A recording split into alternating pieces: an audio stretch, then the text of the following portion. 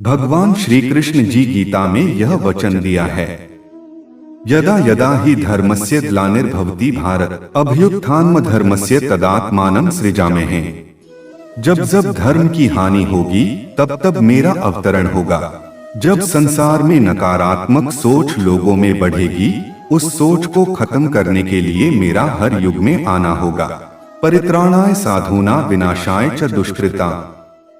साधुओं की रक्षा करना अर्थात जिसके अंदर साधुता होगी उसकी मैं रक्षा करूंगा।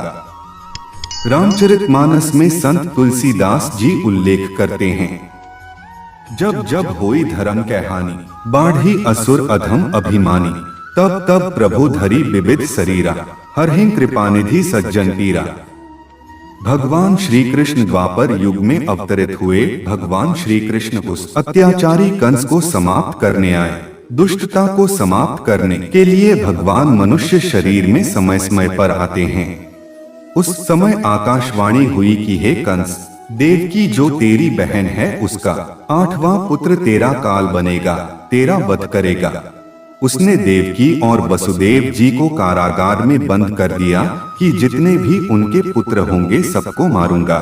जब मेरा काल ही नहीं रहेगा तो मुझे मारने वाला संसार में कोई नहीं रहेगा। अत्याचारी कंस ने देवकी के साथ बच्चे मार दिए। भगवान श्री कृष्ण के कारागार में पैदा होते ही जेल के ताले स्वतः ही खुल जाते हैं और पहरेदार गहरी नींद में सो जाते हैं। जब वसुदेव जी को पता लगा तो देवकी ने कहा कि इस बालक को यहाँ से जल्दी गोकुल में नंद बाबा और यशोदा जी के यहाँ ले जाओ। वसुदेव जी भगवान श्री कृष्ण को टोकरी में रखकर वहाँ ले गई। उस समय बड़ी विकट परिस्थिति थी। चारों तरफ यमुना जी में पानी ही पानी था, पर यमुना मैया भी चाहती थी कि मैं भी त्रिलोकी के नाथ भगवान श्री कृष्ण के चरणों को स्पर्श करूं।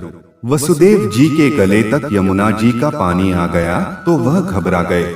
जैसे ही भगवान ने अपना चरण नीचे लटकाया तो स्पर्श करते ही यमुना जी शांत हो गई। वसुदेव जी नंद बाबा के यहाँ गोकुल में चुपचाप भगवान श्री कृष्ण जी को छोड़ आए और समकालीन जन्मी माया नंद बाबा की पुत्री को मथुरा कारागार ले आए और तुरंत कारागार के दरवाजे बंद हो गए। पहरेदार जाग गए।